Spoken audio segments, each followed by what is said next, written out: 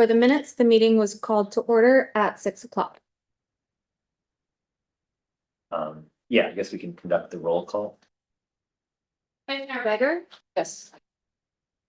Commissioner Klein is absent. Commissioner Sapaharan Yes. and Vice Chair Raharam. Yeah. For the record, Commissioner Klein is absent.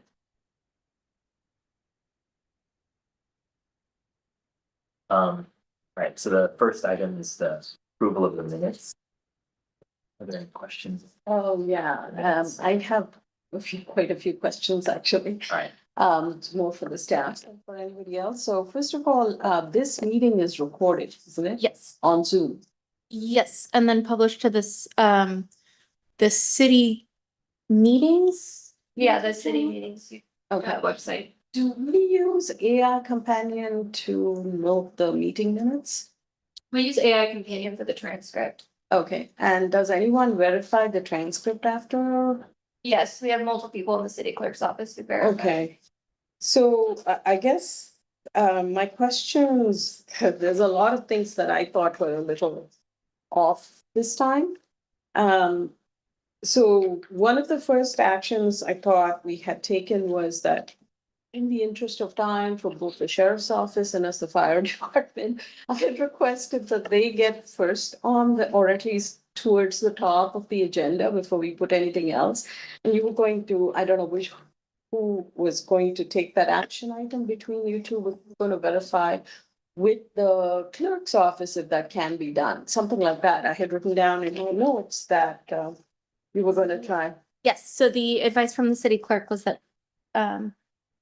keep the agenda as is, and I was reminded that the commission decides how long they have on each agenda item. Okay, so so every time we're gonna make that motion to have them speak first and then go through, because I mean, the point of having a commission is to address the issues that come up. We don't want to shorten the time that we have to discuss the issues, but we don't also want to keep these people up to 9 o'clock. You know, it's not fair to them. So that was the context under which I had brought up that, and I was surprised it wasn't first captured in the meeting minutes, but I'm glad you have an answer to that. Secondly, I believe, let's just these will be written down in notes here. You know, in the meeting minutes, like when we talk about Santa Clara County Fire Department, and this seems to be standard through all of the things. So maybe this is procedure, I don't know, but I would like to understand. It says commissioners ask questions, Santa Clara County Fire Department liaison responded to. Yes. Neat statement, but for someone who's reading the draft minutes, it's like gives no information. Yes, so the city uses action minutes instead of summary minutes because we have the recording of the meeting. So wouldn't it be useful to actually have a link or a path to the video so people can actually see? Because anybody reading this, it makes no sense. We asked questions, somebody answered.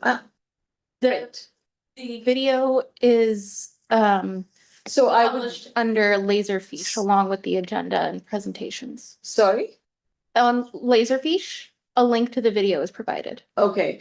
It is provided with, Yes. okay, so can you take an action maybe to put it in the meeting minutes for this meeting? So that we can actually, I mean, I was looking for the video today. I couldn't find it, so it would be helpful if, and I'm sure other people are also looking for it and they can't find it either. It'd be nice to have that link. Okay, I'll ask the clerk if. Right, and that's the same feedback I have for 3, 4, 5, you know, there's questions were asked, and then you say a couple times in this, 3, 4, 5, you say the following people spoke San Rao. Okay, what did he say? And he had a lot to say, even if we can capture it, you know, it's not summary minutes, I get that, but we'd actually taken some action items from what San had told us to do. So it would be useful.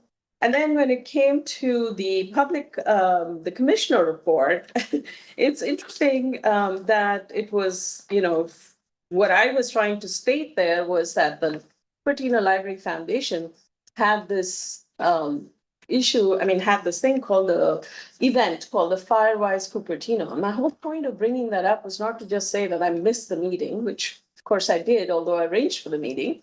The point of that was to have people actually look at the Cupertino Library Foundation website and look at that Firewise Cupertino, because that was a very useful meeting, tells them where the fire maps are, tells them what to do under the circumstances, fire preparedness. That was the point of the meeting. What was captured here was, yeah, the meeting was great, and that I missed the meeting. And so it's missed the point of what I was trying to bring up. So that, to me, going forward should be feedback, that we capture the correct part of the meeting minutes. Are you requesting that we amend the meeting minutes? I certainly think they should be amended, especially given the last one, which that is why I asked the questions up front.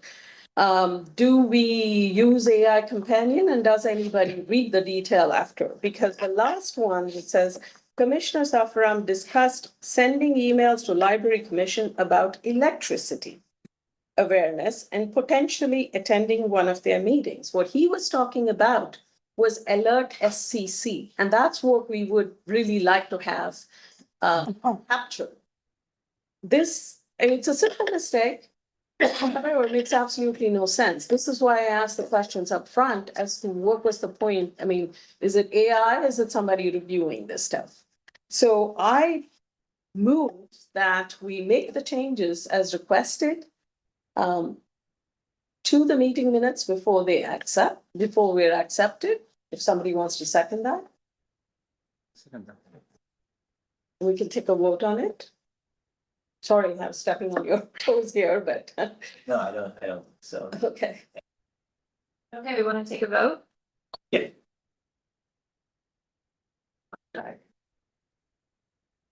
Commissioner Beggar, I recommend that we change the meeting minutes before we can accept them. Commissioner Sapaharan, I second that. I support that. Vice Chair Raharam, Yes. and the motion carries unanimously. Okay. And with those amendments, do you accept the meeting minutes? I guess we have to see the amendments, right? We can accept the meeting minutes the next time around. Bring it back to the next meeting. Cool. Are there any postponements? Yes, so, there was an issue with the agenda. Human error, we won't be able to do the election of the chair and vice chair because the subject does not match the recommended action. So the two options are that we can either, hold the election at the May meeting, or you can call a special meeting, and we have 8 potential dates that I can read out.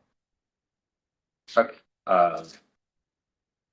So it would all be like in like this month or next month or something like that, or? The dates are mostly in April and some in May, and the next meeting will be May 14th. Okay, yeah, I guess we can do a special, or yeah, I would recommend do one of those special meeting dates. Okay. And I will include those meeting dates in an email to you, and we will see if we can get a quorum for one of them. Sounds good. I have a question for that. So the topic will be only the election when we meet for the special meeting? Yes. Okay, so Can we add anything else to the agenda? The special meeting will be just the election.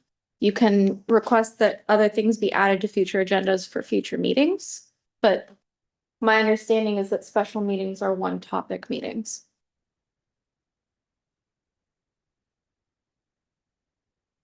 So I guess like motion to do the commissioner, is it chair and vice chair election in a special meeting? second that.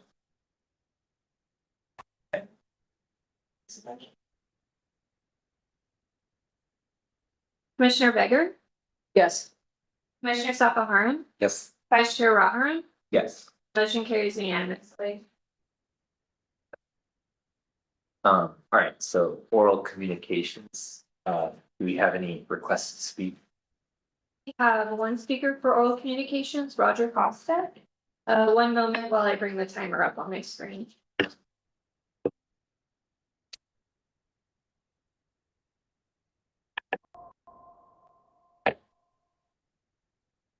Okay, go ahead. Yes, my name is Roger Costa. I'm a longtime resident of Cupertino. And I would request that this commission make a request of the Cupertino City Council to infer and make a request to the County Board of Supervisors regarding their 3-2 decision prohibiting the Sheriff's Department from using automatic license plate reading cameras. Because of the flock manufacturer's past history of working with other police agencies. I think the city has engaged in that contract with Flock for those ALPRs. And it's a very valid use. It enhances the safety of our community. And this particular week, I pray that we don't have an experience like New York City did, where terrorists tried to do a bombing. But in that instance, the ability to access license plate readers across multiple jurisdictions brought about a good resolution to that incident. So I request that you request the council to request the supervisors reconsider their 3-2 decision. They were already divided. One person could flip the switch, and it's an important matter for the well-being and safety of citizens of Cupertino, Saratoga, and West. Thank you. Thank you. We have no remaining speakers, Vice Chair. Right. And yeah, there's no old business either. Or, yeah, so yeah, moving on to the first item of new business, presentation from USC LRP. Yes, that's the West Santa Clara Landscape Resilience Project. I believe, yeah, here.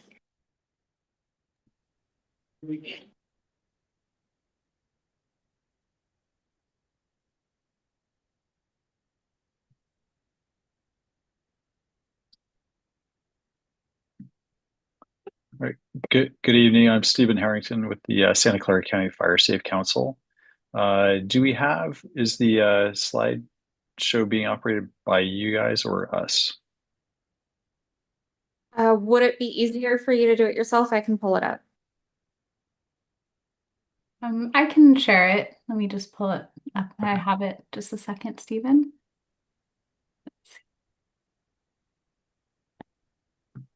All right, can you all see the title slide?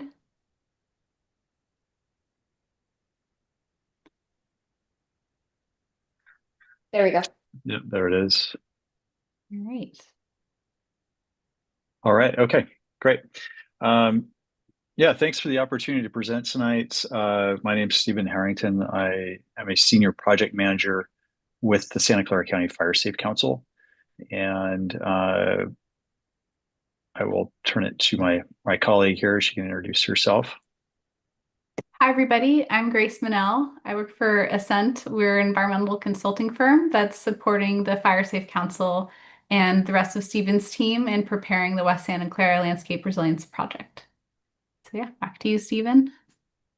Great. So quick agenda for our presentation. I wanted to present a history of the Los Gatos Creek Watershed Collaboration, which is where this new project has kind of come out of. So I'll go over that. And then we'll have an overview of the CalVTP, California Vegetation Management or Treatment Program, and the West Santa Clara Landscape Resilience Project, also known as WSCLRP. Treatment types and activities, example before and after photos of vegetation treatments, and then questions and answers. Hope to answer any questions you all have. So just to give a geographical overview, of the areas where we've been working with our forest health grants. We've received 2 grants over the last 5 or so years, primarily as the title would suggest, the Los Gatos Creek watershed, but also along Skyline Boulevard, farther north, and the Saratoga Creek watershed, then reaching all the way to Loma Prieta Peak and Mount Amanum. We cover an area probably of around 55,000 acres. On the map, you see the bright green areas. Those are areas where vegetation treatments have been completed.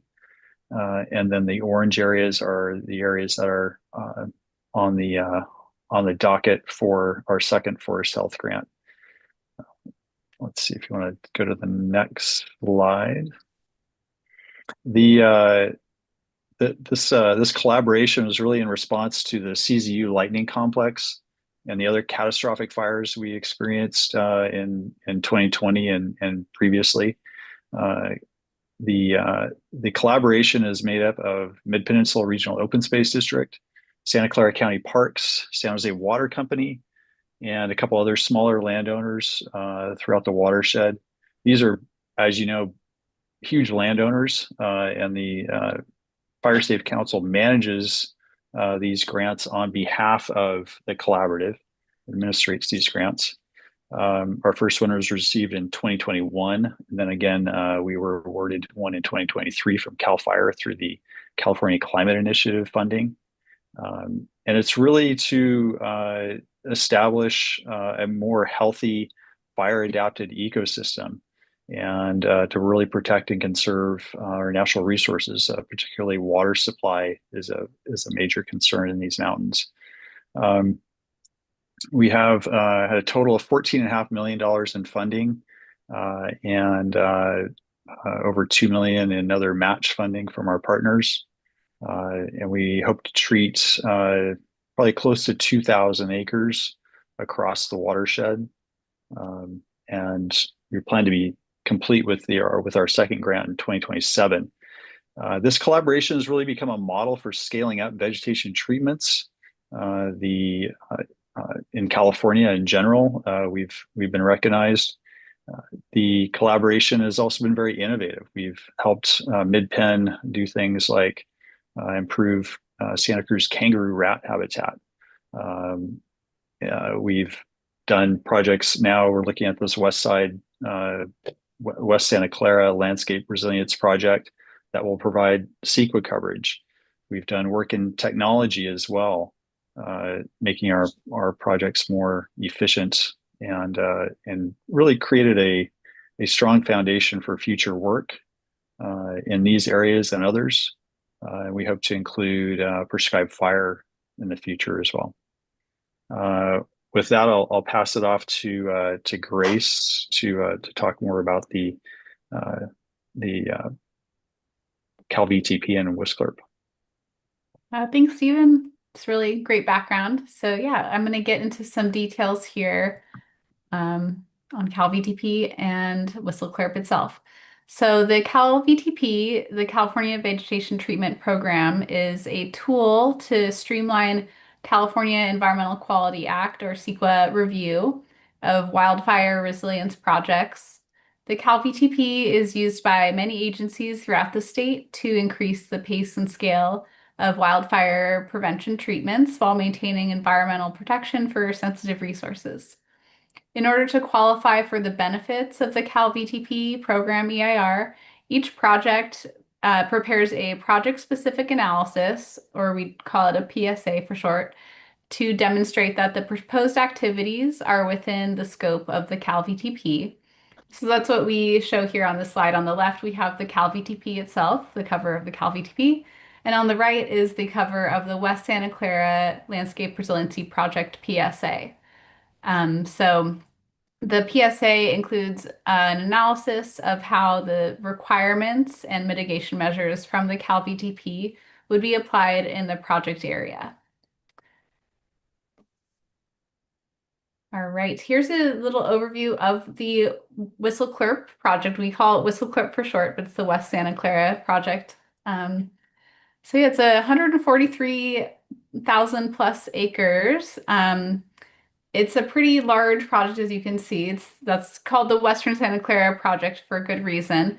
It's important to note that this entire project area will not all be treated at the same time. It's not all approved for work at once.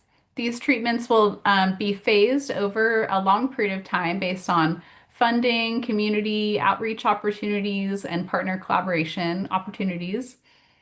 Each treatment unit would undergo a series of requirements, including biological and cultural resource surveys prior to treatment. So this area, this region in general, is a high priority because of the hazardous wildland conditions. Western Santa Clara County is at the intersection between urban areas where fire ignition is most common, and the Santa Cruz Mountains to the southwest, which contain thousands of acres of forested wild areas that pose a high fire risk due to the volume of flammable vegetation. So Cupertino itself is on the northeastern edge of the project. So let's zoom in, take a closer look.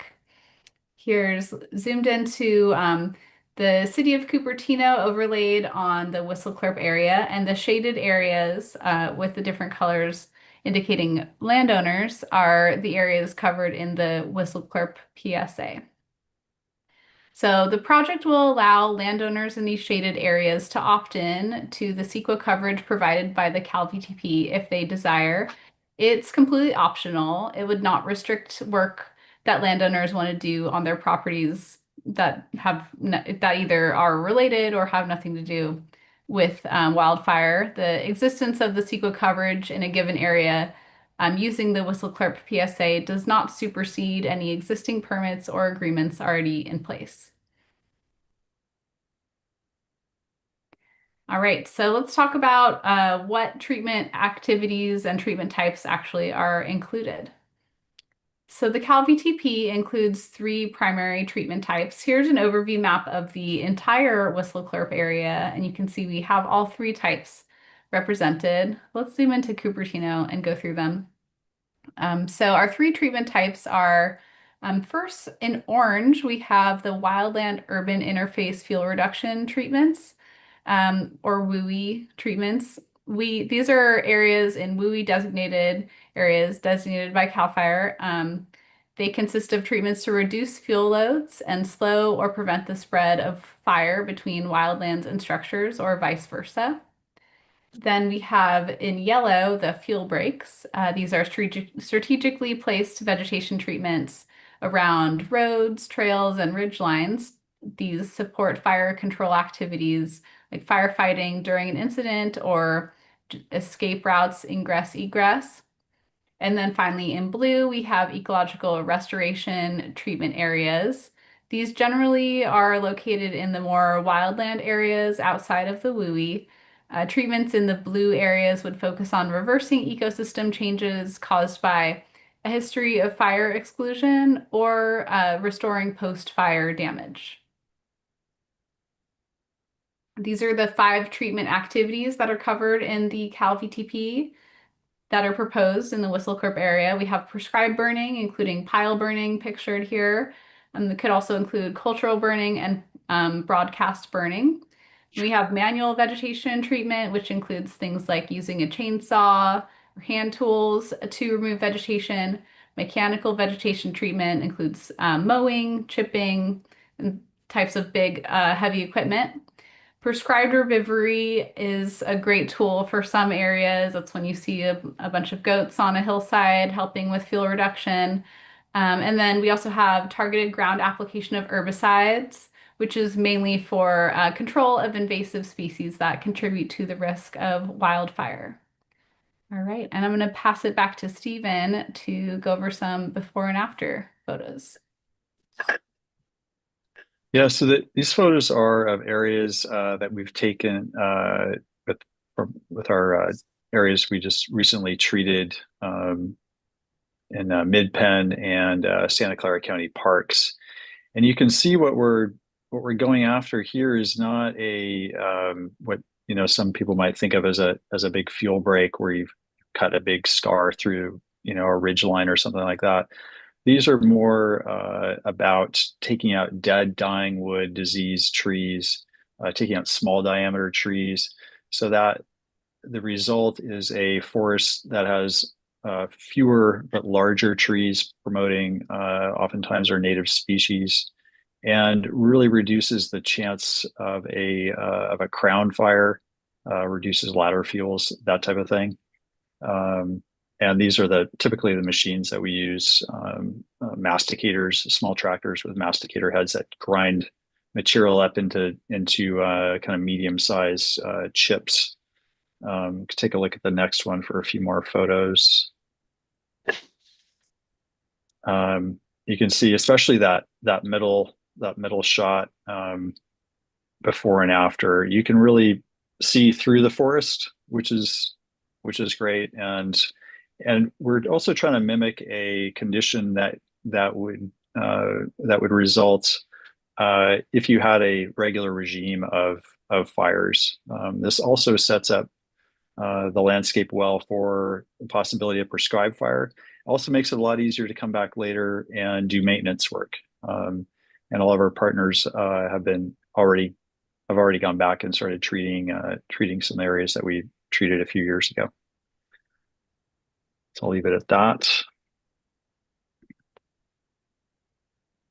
That's what we have for you. Any questions? I always have questions, but if somebody else wants to go. Okay, so can we go to that map on Cupertino? Sure. This one? Yeah, so can we kind of zoom into the west side, because most of Cupertino seems to be, it's not in that red fire zone, so to speak. I mean, most of that is on the west side, so can we kind of zoom into that side? And just, I don't have a map that I can zoom into this right now. Unfortunately, this is the extent that I have access to. You can zoom into the slide. I mean, if you. No, that's okay. I'm not sure. Oh, I guess I could. Yeah, I think that is an option, like right in here, maybe. That's good. Okay, yeah.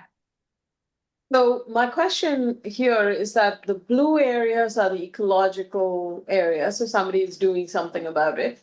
Now, the brown area that we have, which is a significant part that touches all of the, I would say, the homes or the areas that where people are closely living. What is the plan for that area to be focused upon for this cleanup? Or is it not gone down to that much detail in the project? Yeah, at this point, we do not have, in this area anyway, I haven't seen any plans for specific treatments. And really, that one way of looking at this project is to think about we're presenting and mapping areas that could be treated, depending, on this vegetation type, and these are now areas that will have CEQA coverage if, say, the city of Cupertino got a grant from CAL FIRE to do vegetation reduction. That would be fantastic, but you would need to have CEQA coverage to do that. This project, this Whistle Clerk project, would provide that layer of CEQA coverage, so that you would not have to go out and do a separate environmental assessment to complete a publicly funded project. That would be one example. Any landowner, any individual landowner who perhaps has an acre or two there, who's not receiving any kind of special funding, could always do their own work there. But if there was another, say, collaborative project, that like the type we've worked on that I described before, that needed CEQA coverage, this PSA, this project specific analysis, would provide that layer. So if I understand it correctly, so let's just take the area between the Stevens Creek Canyon and the Ragnarok Creek. So if that, yeah, just that area, if it's a private landowner, it's up to them to figure out whether they want to do anything with it or leave it as is. Now, there are parts of it that comes right down, if you look, it comes down to whatever that major street is, which is Stevens Creek. Go up actually, not come down. I'm thinking in terms of coming down the hill, but it's actually going up in this map. Yeah, just as you see. That part is right in the city, Yep, that's Blackberry Farm and McCullen Ranch. right? So is that the responsibility of the city of Yes, Cupertino? that's- And what are do they have any plans? Not any that I can point at definitively right now. I don't want to. Right, no, I understand. Yeah. My question then becomes, so this is just, at this point, if I understand this correctly, you've identified the potential areas that could be a fire hazard. Is that right, Stephen? That is correct, yeah. And it's up to whoever owns that land or is responsible for that land to take the action to do something about it. That is also correct. Yes. And if that agency or individual organization wanted to do something about it and they needed to have CEQA coverage to do a proposed project, this this would provide that CEQA coverage to do that. I don't understand what CEQA coverage means. Would you take a moment to? Sure, I'll let Grace handle that. She's the CEQA expert. Yeah, the CEQA is the California Environmental Quality Act, and that Yeah. is the. Oh, sorry, what was that? So my question is, what does it mean to say you have CEQA coverage? Yeah, so the PSA that we're preparing, the Whistle Clerk PSA, it is essentially as a small offshoot of the California Vegetation Treatment Program, EIR. And so this effectively acts as an environmental impact report for treatment in this area. So that means if these landowners want to do this work, they can just work with the Fire Safe Council to be a responsible agency listed under the PSA, and then they can conduct this work following the requirements outlined in the Whistle Clerk PSA, and they would be compliant with CEQA. They wouldn't need to go do a CEQA exemption or fill out their own EIR, or they would have to do the CEQA review because that's already been completed. Okay. Then I have a couple more questions following up, if you have the moment. The photos that were shown over there of the befores and afters. Oh yeah, sure. Let's go back to them. Like these. Yeah, what area was this with respect to Cupertino? So this would be I don't know exactly, but it's one of these areas I'm pretty sure is Bear Creek Redwoods Park in Mid Peninsula Regional Open Space District property. Oh. I'm trying to go back to And this. oh yeah, to the overview map. Yeah. Oh yeah, so so if we look here, Grace, you've got the cursor, but right kind of over see where the Chimakita Park label is on the map. Bear Creek Redwoods is right above, is that bright green area there. Okay. And then some of the other areas that we have photos of are the areas on the more southern portion of the map, in more of these redwood forest, mixed conifer forests. Okay. Yeah, and just to kind of compare that to the proposed project. Oh yeah. So you can see, yeah, there's Cupertino, and then yeah, our treatment areas are mostly, directly south of Cupertino, just directly south of Los Gatos in the mountains surrounding Los Gatos. and along Skyline up towards Sanborn Park and even Long Ridge, which is I think also Mid-Penn and Santa Clara County Parks. But these treatments are, more landscape level, where we're treating areas that would really provide a fuel break if there was a fire moving, through the watershed. It would give firefighters an opportunity to slow or maybe stop the fire. So that's how they're designed. That's all I have. Thank you so much. You're welcome. All right. Yeah, no questions from my end. No question from me. Any public comment? We have no speakers, Vice Chair. All right. Would you like to request to speak? Would you like to speak on this item? Yes. What I heard was. Oh, sorry, one moment while I bring up the time.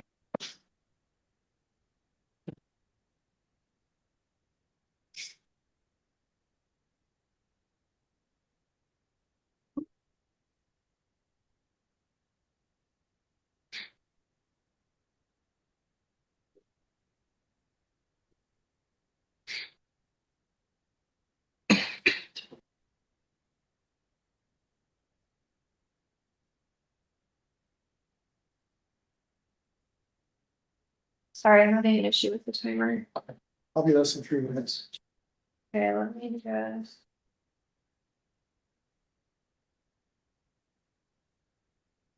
Okay, go ahead. What I heard was this project basically removes some of the barriers that would be in place due to permitting on USEQA. The question that I have is where does the money come from for the work? And has this in any way freed up capital to do the necessary work that has to be done to improve our fire resilience? Good questions and observation. Yeah, this project is really to provide again this CEQA coverage for this large area, so that when say the city of Cupertino or any other public agency or large landowner wanted to do treatments with that needed required CEQA coverage, they would have that in place, mostly in place. So they have to fulfill a few other requirements, but the bulk of that would be completed. So if an agency was to get a large grant or funding sources, we've saved them a lot of money by doing the CEQA work. So if the city of Cupertino wanted to treat that area that kind of extended down into the city there, they would be saving some money on CEQA for sure. They'd still need to get money for the project itself, but at least one of the barriers to doing this type of work would be removed, and it makes funding projects a lot easier. I know when we go after grants, if we can show we already have all the kind of permitting, environmental compliance in place, the funder knows that that's more money that can be spent on actually doing the work instead of spending, maybe a year or more on environmental compliance work. So it's a way of streamlining. It's a way of really just streamlining really necessary work throughout our region.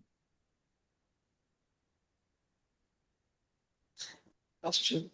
Sure. Do we have any other requests to speak? We have no speakers. Close the public comment? Yeah, you can close public comment. I guess there's a final comment from each commissioner.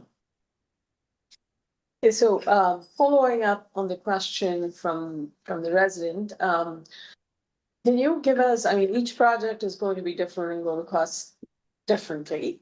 What is the orders of magnitude that we are saving with the CEQA coverage? So if I was gonna spend $10,000 on a project, just as an example, is it saving me 1,000? Is it saving me 5,000? What is that ratio approximately or roughly? Well, I'm trying to think of a good example. A couple come to mind. We recently did a categorical exemption, which is kind of a lower level CEQA document for smaller portions of the grant area that I showed you earlier.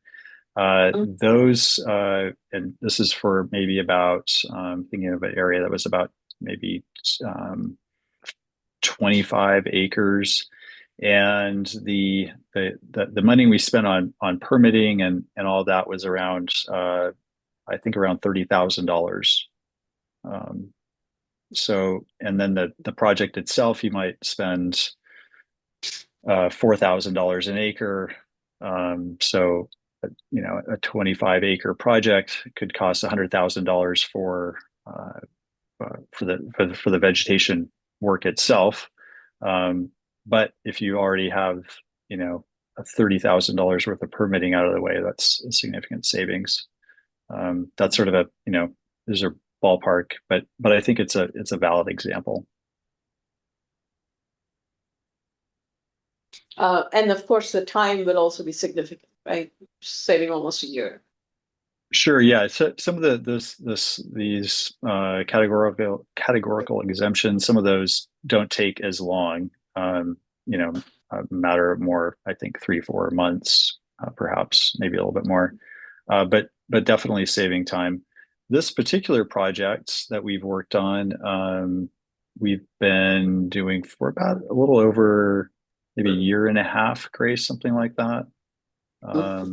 Yeah, I've been involved for only about 6 months, so I know there was a lot of work that happened before that. So, Yeah. But yeah, I mean, an environmental impact report can take well over a year, depending on how it goes for larger projects.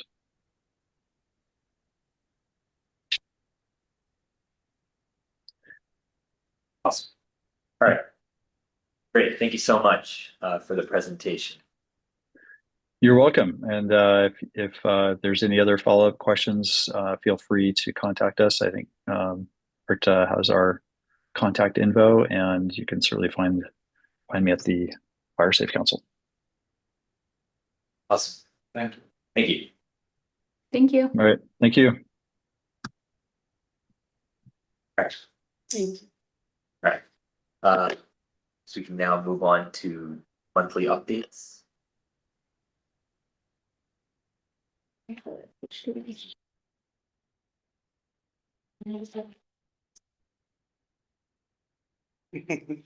you want to go first? Oh, mine's short, go ahead. Okay. Then, thank you, for the opportunity to come back. Showcase the new, public safety reports that we have, the.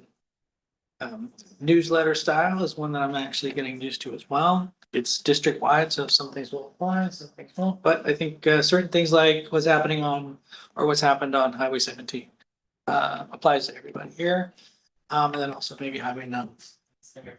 As we start getting ready, you'll start seeing a slant towards the WUI and some of the things that are gonna be happening there.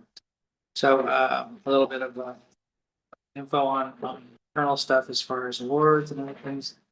And I will encourage you to take a look at those.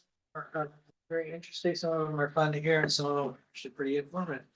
As far as the city of Cupertino, the overall call volume is pretty typical. We have four fires that were either categorized as vegetation, structure, or other. You can get fire of any size. And as far as the number frequency for the month of February, 4 is actually not bad based on the weather and everything else. It was a pretty mild structure, so we didn't lose a whole lot of property value when it comes to that. There were no real significant events. aside from this, the structure fire that is listed here at the bottom, but no civilians or firefighters were injured. And the structure fire was in a single family home. Unfortunately, I do not have the data for the incident narratives anymore. I'm gonna try to make sure that I have that for you because I'd like to be able to tell you if family was impacted, or if they had been displaced or across the event. So, and then the scale and how many units came in. It's nice to have that info for you. So I'll look for that to see if they've given us another route with the newer ones.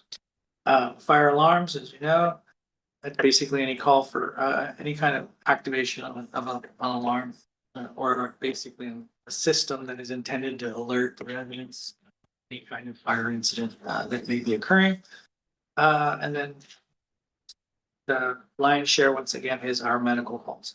So 71% of our calls were medical in nature, and that is yes for that month.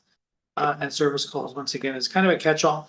So anybody needing anything would be a service call. That could be from my toddler is locked in the bedroom to anything like I have a really strange smell and it's making me a little bit concerned. So those are the types of things, or even in the neighborhood. So next to the community education. So this is from January 1st through the end of February. Schools in session in full blast. So we have preschool, elementary school visits. Those are the numbers of the total students. So this may be 2, 3 small assemblies, a couple of classrooms.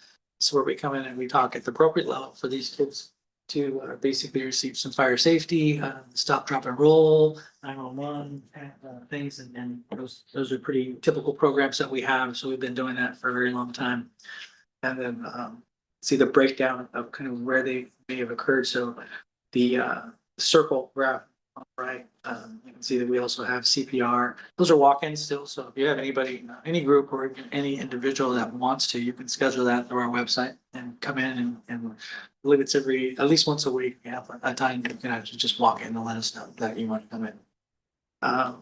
Station tours. Yeah, we didn't see a lot of station tours this last month. Usually it's a springtime thing, it seems, and I think that we'll probably see some more of that in the community events. We had 150 people checking in at a community event there. So additional detail I will start looking for as well. Try to tell you, and some of these events are going to be what you know about our safety fairs. It's on there. So to give you a better idea of how those break down. All right, so this is right.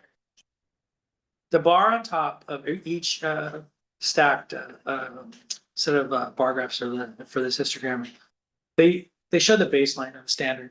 The standard could be it's essentially the one that we're striving for. So anything above that line would mean that we're over that standard. Anything below it, we're below, or we're doing better. So the blue is the 12-month rolling average. So how have we done historically over the last 12 months? This could be something that could be impacted by any kind of staffing issues or station impact on a station because it's been closed for maintenance or something. We have units that are out of the area, and there's or large events that are happening. So these are the types of things that get have an impact on the 12-month rolling average. And then we have the current month average. So this is actually one, and we had requests for something that just told us a little bit more granular, or a little bit more focused on, hey, how do we do last month, or instead of these big averages that the details can be kind of lost. So this is a response to a request to say, how are we doing? So how we're doing in Cupertino for last month for call processing, and that's the time that the person or the dispatch picks up the phone and says, 911, what is your emergency? The point where they finish with the call processing. They also run and they overlap with the turnout time. The turnout time is the crew getting the ring down. So there's a certain amount of information they know, event nature, medical, severity, very serious, life threatening. So this would be the type of info you need. Don't need to know a lot more to get rolling on a call like that. So there's an overlap. Looks like we've been doing a little bit better on the call processing side than the 12-month rolling average. And They did have a CAD system installed, so probably a bit of, now we're getting into our stride with the call takers, and I know that we picked up some additional folks that went through that training. There's a really significant washout rate, and they handle everything. Call centers or at county call, sheriffs, ambulances, us, and there's a few others, rangers and a few others that they actually deal with. So they have a huge scope of responsibilities when it comes to the call processing side. The total reflex time, so that's basically up to the point where we get to that call.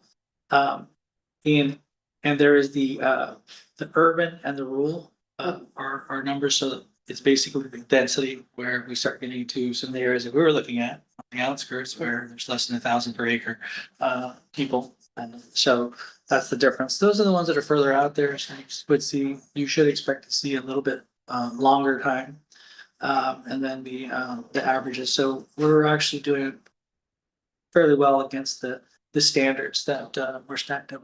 But that's once again because Cupertino has 3 stations, and there are more than one unit at most of those stations. So we have like 3 at the Cupertino.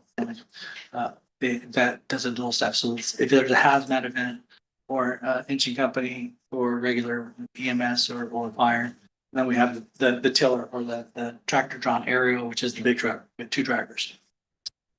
The next.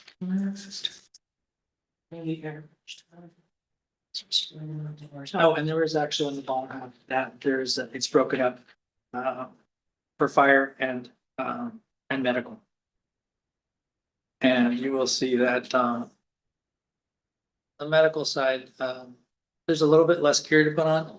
You can get ready to go, and current safety standards have changed things from way back when, where you just get in the rig and get dressed without a seatbelt. But now everybody gets dressed fully before they get in, they lock in, and then safer response time, less injuries and things like that resulted from that practice. And then our response statistics. So for us, our structure fires, once again, this is a bit repetitive when it comes down to the first numbers that we looked at. So total of incidents for February, when we had see it. 1,600. I saw it. I know I lost it. Anyway, 1,600. Thank you. And the number of incidents year to date. This one gives you a running average as far as compared to 2025 February. Our numbers about the same. So there you can see that there's actually a little dip coming out of January. I would attribute that mainly to weather and other things that are typical. And once again, we are at the same point where we were pretty much before COVID and picking from there. The last piece, like I said, community wildfire preparedness. So there are going to be a number of events in person this year. Really what it comes down to is reviewing and understanding things that go. So if every year you understand that a little bit more, you know, when it comes down to that if you're ready, that's the preparation in advance. It goes hand in hand with all of the stuff you can do at your house and all of the stuff that you can do as a family to be ready to take off, including the decision making. So at what point will you feel the most comfortable leaving? Which means people, you're not really the type that does well with stress. The ready component means that you're set and go should be happening a little bit sooner than maybe your neighbor who was a veteran of a pretty stressful situation. So I would say this is an individual thing. As you start dealing with it, you start talking to people about it. This is a personal decision, so that you know, and it has a lot to do with where you live. So with that, the wildfire readiness presentations, they may sound the same, but they all also go into a little bit different nuance. We learn a little bit more as an agency and as a fire service and how things are evolving. We learn from every year's significant events. You know, there are more and more lessons learned. I see this shift now is really turning to home hardening, and some of the efforts, they're starting to become a little bit more clear. We know that zone 0 was something that was supposed to be defined. It is. You can go to Border Forestry, get the the current draft, and they're supposed to be picking up again in April.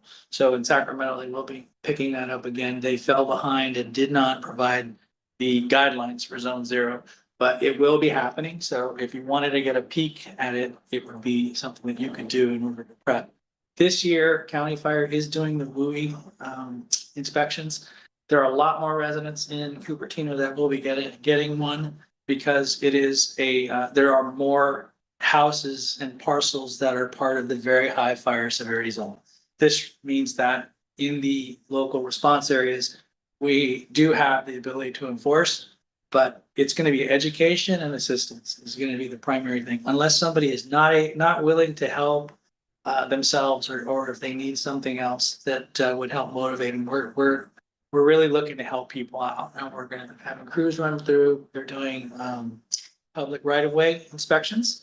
So they'll be driving through an area, and if they see something that triggers their interest, they will get out, do a little bit more close inspection of the site or the property.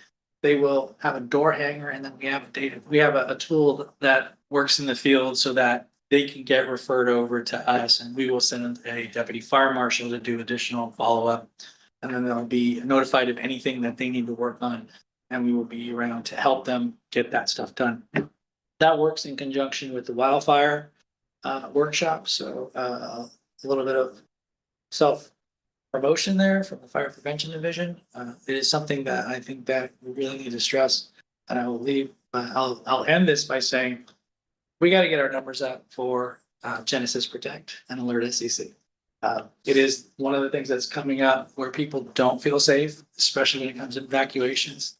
A lot of effort by staff to put in the work to do the evacuation studies. They are looking at the areas that have the limited access. These neighborhoods are identified. They're part of the safety plan and the general plan. So there's been a ton of work to support some real progress, but it doesn't work unless people get their SEC. But Genesis Protect, this has been in place for a while. It's paid for, and it's a tool that you can use, and it'll tell you exactly from the incident commander who first gets eyes on the incident. So your time frame will be very, very short. That is the person who's telling you to go and where to go, which way to go. So that's the thing about the Genesis Protect and the Alert SEC that we really got to get those numbers. I will conclude with that. If you have any questions, I'd be very happy to answer. I do have a couple of questions, but great report.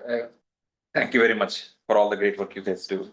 So I saw in the community classes and the CF classes, I see the elementary school have like 80 students participate or something, whereas middle and high schools, 0. Is there any reason why? And can you guys also engage the middle schoolers and high schoolers? We could. Those are requested programs. So if you have children at any school, or you know anybody that has children at any school, tell them to request a program, and we will send people out. We have once again, age-specific, grade-specific programs that will come out. They're pretty theatrical and entertaining to keep the kids' attention. They're very interactive. Right. And when the community education division used to be under me, I went out and checked them out. I really took a look at how they were doing things, and it was really neat to see them interact with the kids who really like what they're doing. They do a good job, and the kids really have a great time with it, and they learn a lot. And there's always kids love that. So request, make that. I mean, that's another component of awareness. If you get kids out there, let the schools know to let us know that they would like us to come out. And that is available on our website as well. Nice. Follow-up question on the newsletter distribution. So how is it getting distributed to Cupertino residents, or is it like there is no push notification or anything, right? This is included in the city manager newsletter. It is included? I don't remember seeing. Yeah, get city manager's letters. Maybe I did not look at the report, but I had taken a note last time that we were going to have, staff was going to take an action to publicize the report on the city's social media. Yes. It is? Okay.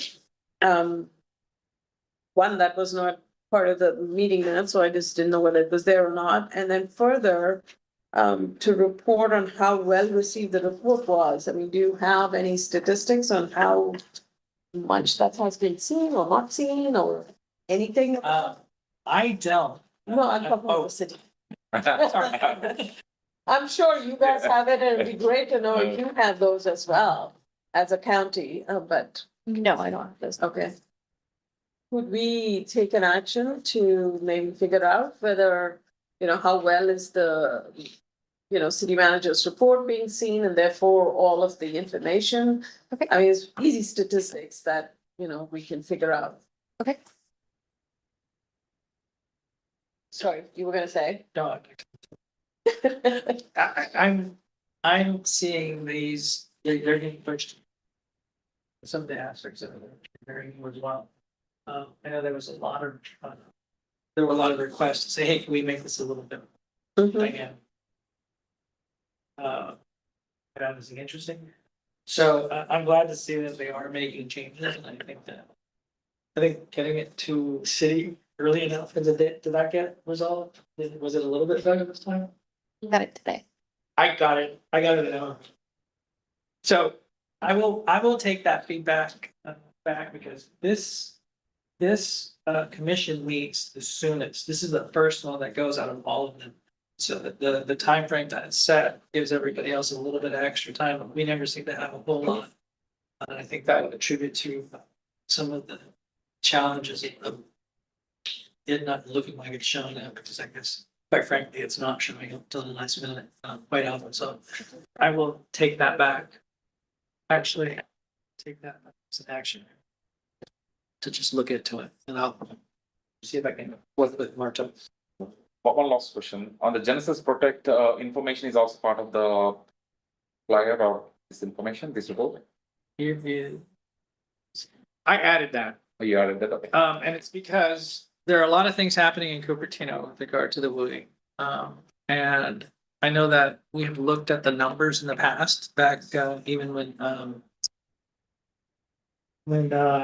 several years ago, looked at the numbers. There was a lot of opportunity.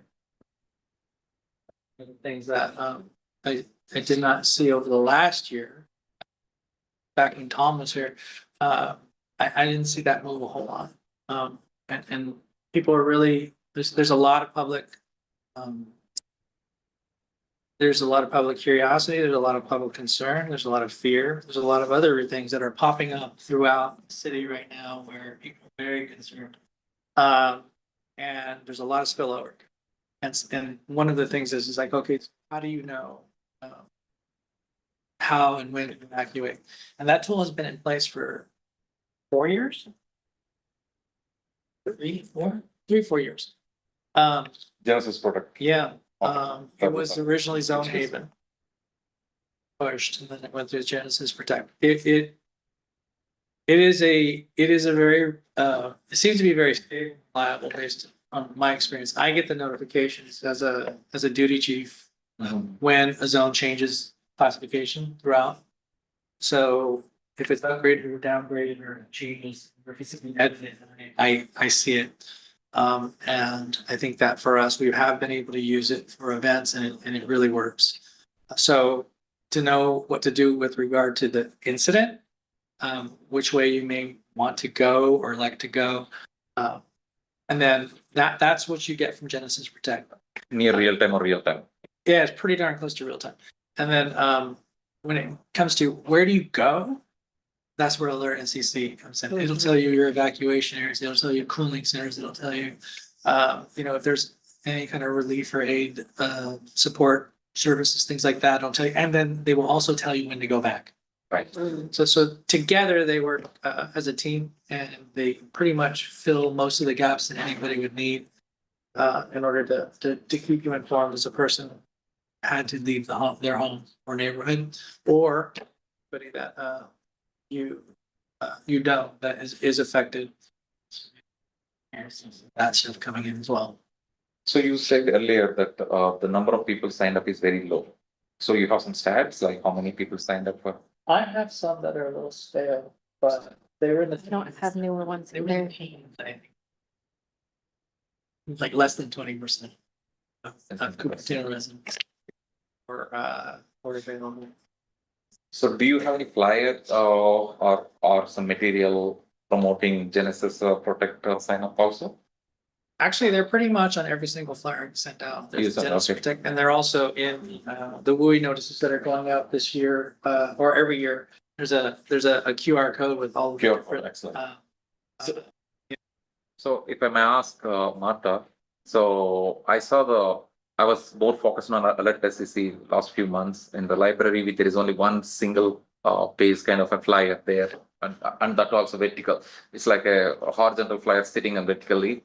So I don't know how many people are actually looking into it, but I was wondering, is there any way we can, especially when I think the library department seems interested to collaborate, can we expand the flyer? Can we put them together side by side in the same display for the library?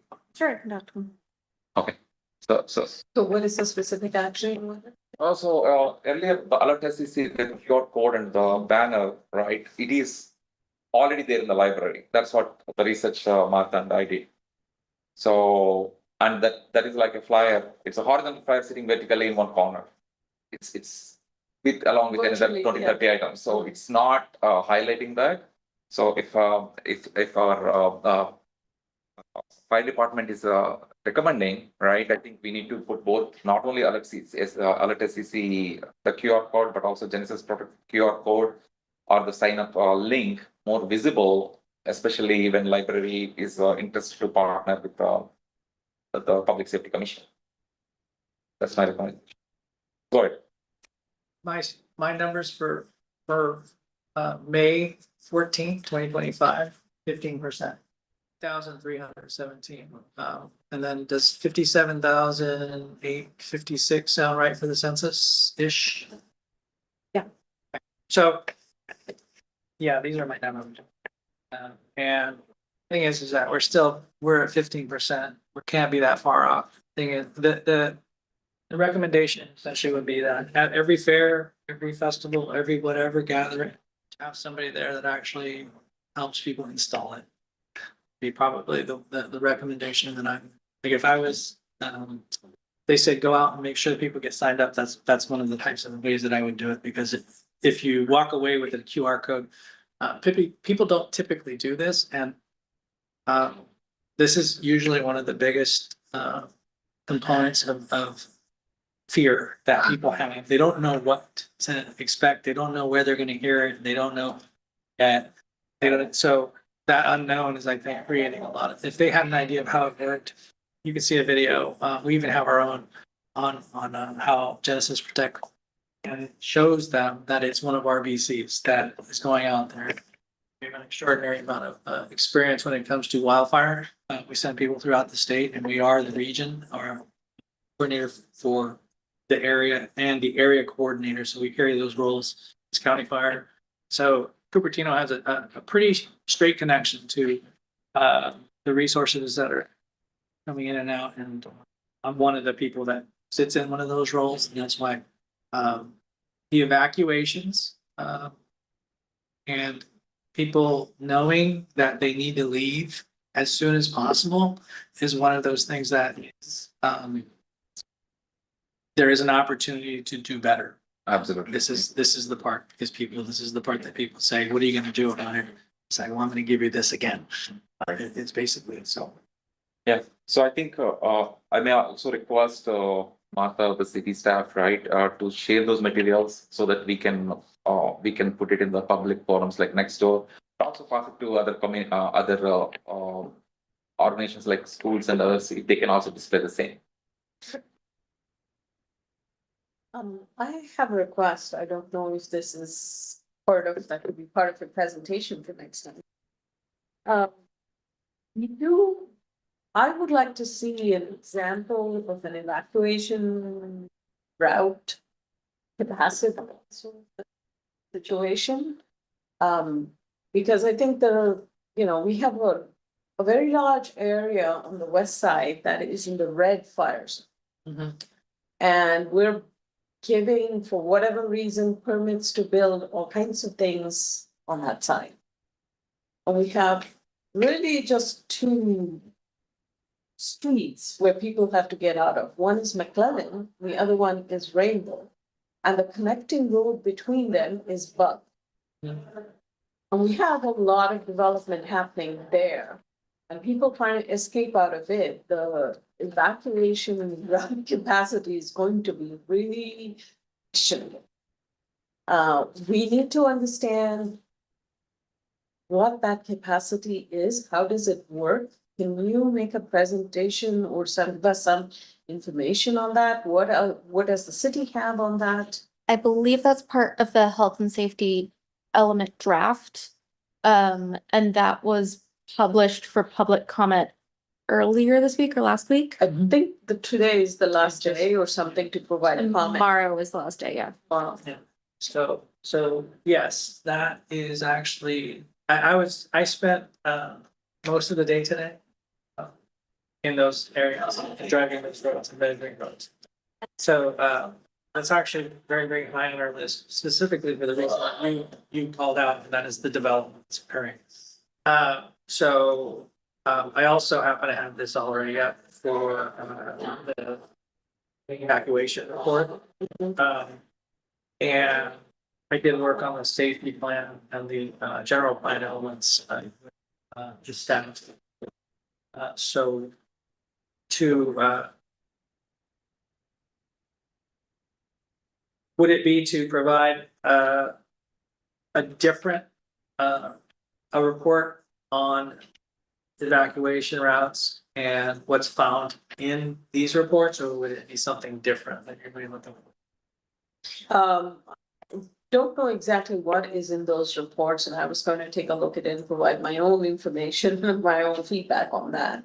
However, it would be useful to pick the red zones and talk to us evacuation capacity of those routes.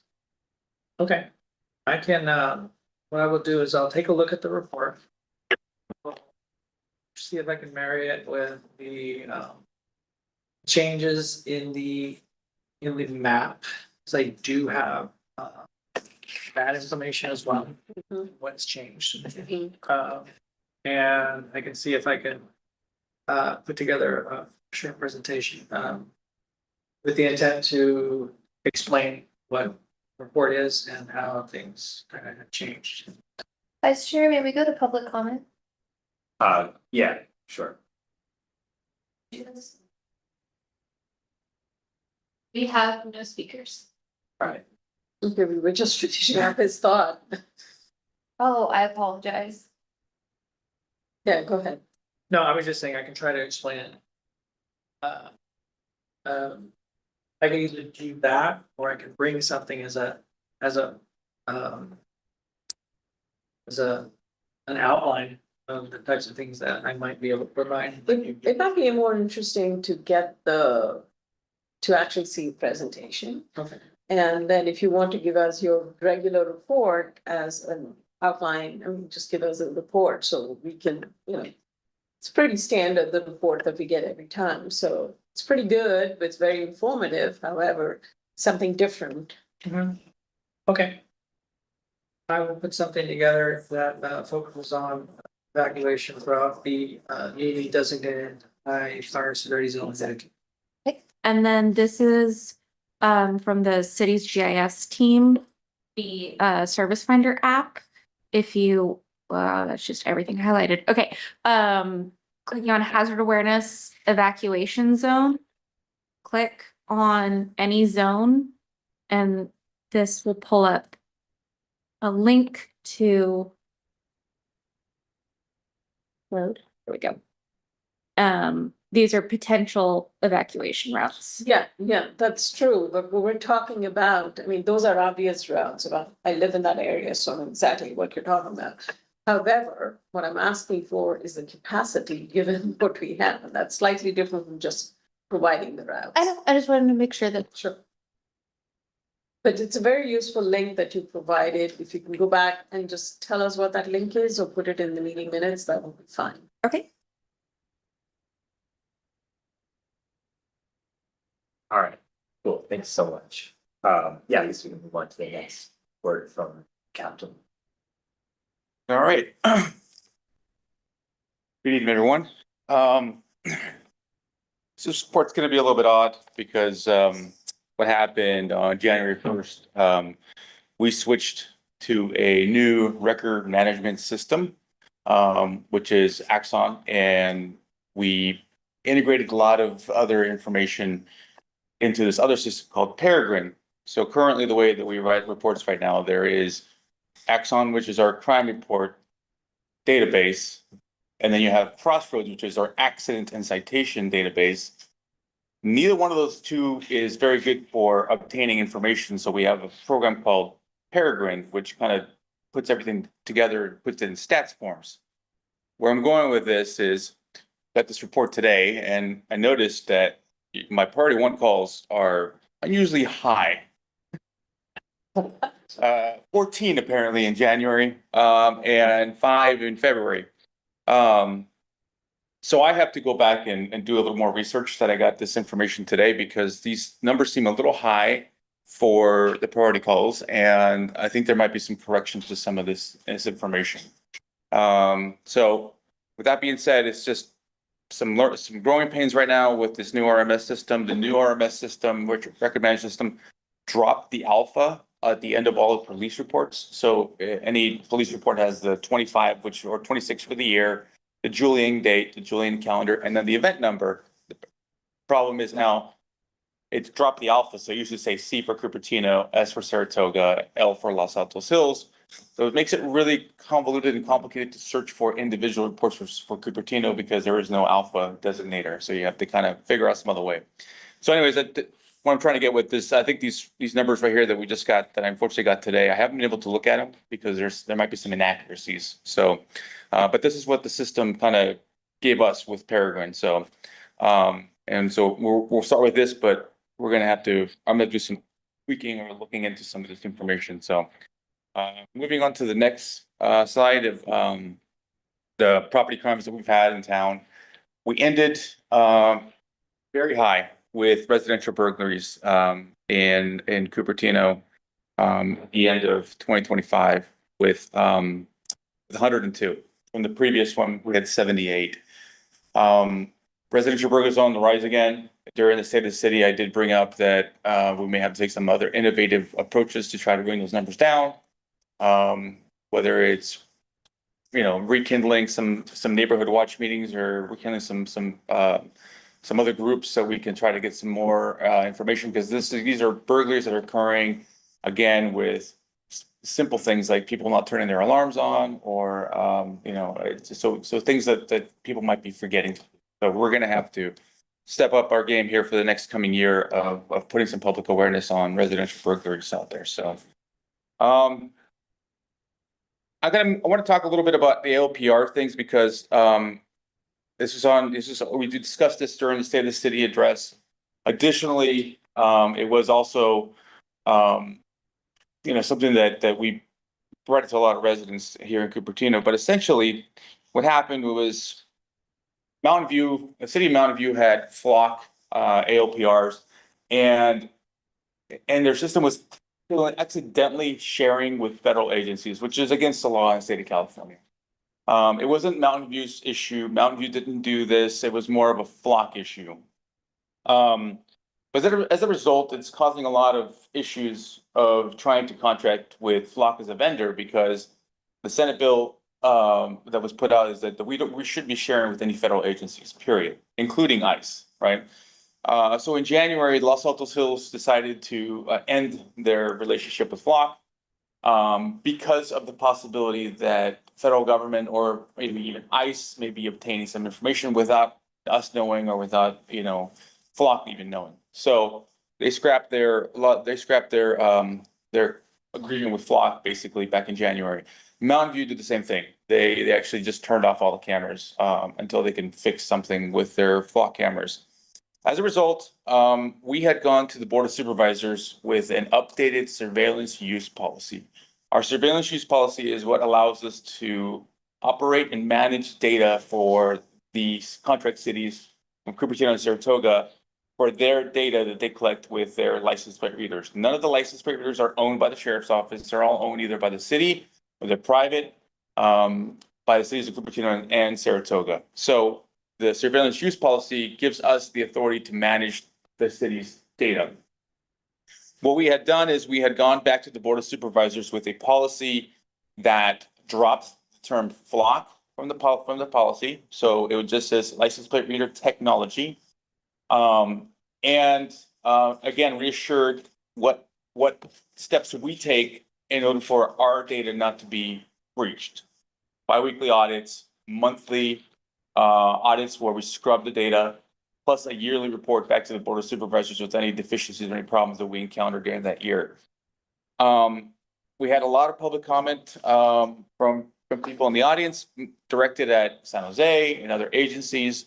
I think it was very unclear of what the direction was, but essentially what the Board of Supervisors approved our surveillance use policy, but then also added the caveat that we could no longer contract, manage, or even access flock. So essentially terminating the program right there, basically for flock. The city of Cupertino's flock contract was due to expire that week. So it wasn't very much of a, for Cupertino, it's not as big as a loss as it was for Saratoga, who has a contract with flock up to December 2028, a financial one that they paid for. So there's some things that are going on with that. And essentially where I'm going with this is that every city in this county is taking a step back and reevaluating their relationship with flock. The city of San Jose came out the other day and said that they're actually going to go to a policy that's more in line with what we used to do. That means biweekly audits, monthly scrubbing of data, because right now their policy was a year-long retention. We have a 30-day retention on ALPR stuff.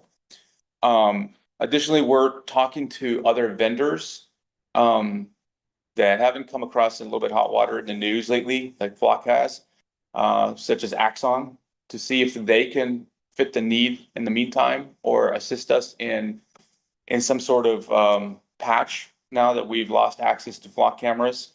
So we're in the trying to come up with another solution right now when it comes to that. So I think they're a valuable tool. It's helped us a lot in solving crimes, preventing crimes, and this was not at fault of any of our staff members doing anything inappropriate with any data. We like I said, we have a strict policy, probably the model policy for the state of California. And it's just a stance that the Board of Supervisors took, having the fact that they control our actions, saying that they do not want us associated with flock because of the possibility that ICE may be able to obtain the data and use it for immigration or reproductive policies that we have. So, afraid of, for example, if Texas outlawed abortions, if a person from Texas came to California to have an abortion, that Texas could access that information. So there's a lot of stuff that Flock, and I'm going to be honest, the Flock did not do themselves any favor by not coming out and saying anything, that it was their mistake, that they owned up to it, or anything at all. They kind of stood back and unfortunately made the decision for a lot of other municipalities to just say we're dropping it. And we're not the only ones. There's tons of municipalities all across the United States that are just dropping their contract with Flock right now. So with that being said, I said we're working on another possibility for ALPR technology because it is valuable. We're looking at Axon. A couple issues with Axon. They don't contract with local municipalities. They only contract with police departments. So it's going to be a process, but we're looking for other solutions. So all my things to do for next time, I got to take a look at these response times because I don't think they're correct, and I don't think we had 14 priority 1 calls. And additionally, our system that we collect our accidents and citation is not feeding into the system called Peregrine, so I don't have any of that information right now. Growing pains, January 1st is a big switch for us. We went to a robust RMS system from what we used to have, and we went to a more nationally recognized standard of NIBRS versus what we were doing before with just a reading reports. So it's going to be a step up for us, but there's going to be some growing pains, and I appreciate everyone's patience while we sort this out with all of our vendors. So With that, I will conclude, and if you have any questions about anything, I can have an answer. Yeah, yeah, thank you so much for the report. So just to like clarify, so it's like, even though, so basically what has changed is the policy language is like now like vendor agnostic, Yes. right? And then that's like, so that's just there in place, and then the thing that's pending is like basically like the search for like an alternative vendor. Is that the correct understanding? Yes. Yeah. Yes. So the very good suggestion on the monthly scrubbing, right? So was that implemented in the currently? Yes, yeah, so we started, Supervisor Joseph was very strict about this policy, made it really, really strict. Again, a lot of agencies do monthly audits or bi-monthly audits, and they do yearly retention on data. We were bi-weekly audits, monthly audits where we scrub the data. That means we delete all the information, all the license plate numbers information, basically. And then a year report to the Board of Supervisors of everything within that whole month and confirming that we had done everything we're supposed to do. So Excellent. So you were talking about this Cupertino City contract being was up for renewal within the week, and so right now the Cupertino City contract also terminated. I know. the city could, from what I understood talking to city manager, is that the Flock ALPR contract was set to expire that week. Obviously, if we would have had our policy approved and it gave the city the opportunity to also continue their contract with Flock. I don't know what the situation is with, it's a contract between the city of Cupertino and Flock. But it has nothing to do with us at all. The only thing that we got hit with the sheriff's office is shall not operate Flock. That is the instruction you received from the Cupertino City. No, that's the, From the direction board of supervisors. Yes, yeah. So. So let me understand this. So the Santa Clara County said you can't work with Flock. Yes. But had our contract not expired at the time it did, you'd have continued to work with Flock as a city? No, we couldn't have. We would have just lost money. Yeah, you would have just lost money, yeah, but it's, so like the city of Saratoga, they've paid their contract till December 2028. So, but now we can't operate or touch Flock, so there's a financial loss there for them. The city of Cupertino's contract was set to expire, so I don't know, there might be a financial loss, but I'm not really sure what that is, but it's not, we're talking about days, we're not talking about December 2028. Years, okay. Yeah, like Saratoga. Our intent again was to go neutral on the vendor and more pro the technology. But the direction again from the Board of Supervisors was to the sheriff is that we don't manage, access, or contract with Flock. So. Oh, yeah, I guess, so to the point about like, now the search is like underway for vendors and stuff. Yeah. I guess, is there like a rough timeline as to like what they've said about standing up those capabilities? I don't have a rough timeline. Unfortunately, we're pressuring Axon to help us out with this because not just us, by the way, we're actually saying, hey, you got a good opportunity here to come in and jump in because Los Altos Hills could use ALPRs, Mountain View could use them, Saratoga, Cupertino, and I'm afraid the writing's on the wall that a lot of other agencies are going to start dropping their agreements with Flock.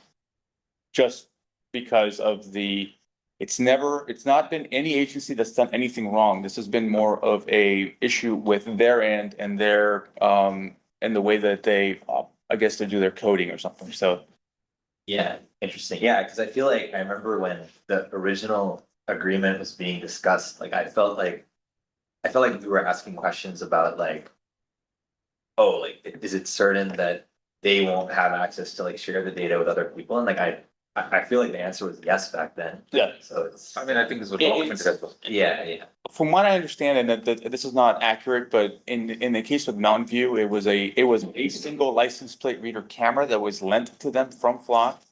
that was either not reset or something wrong with it, where it was sharing with 2 Air Force bases and like a national park, right?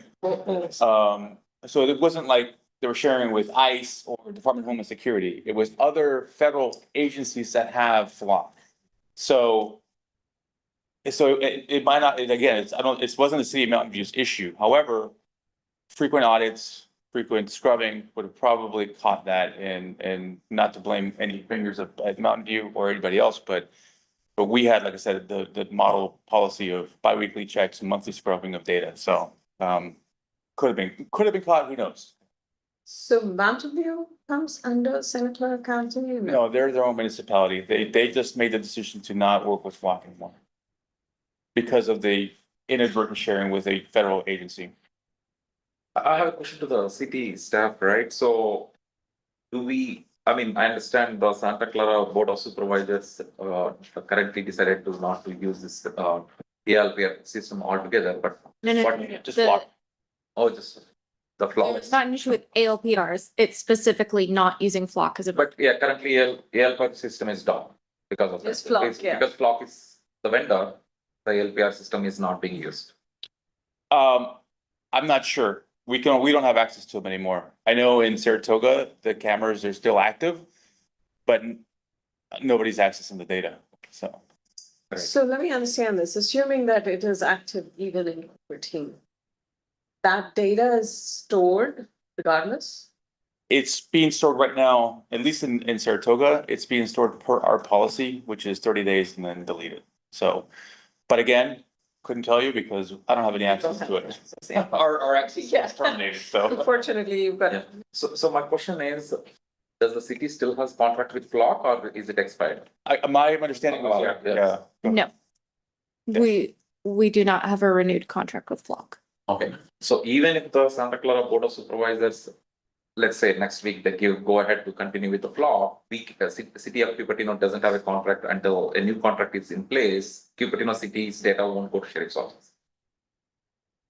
I can answer that. So essentially what would happen is if the Board of Supervisors kind of said, okay, you know what, we'll let you work with Flock until you find a new vendor, the city of Cupertino could renew their contract with Flock. They could renew. They could renew. And it will take some time for the contract. It would be like an agreement that turned back on or. Oh, okay. So It should be tell- quick. Sorry, Go ahead. finish your question. No, I have a follow-up question to the city staff because I contacted as a resident, Cupertino resident to the supervisor Margaret Kogel.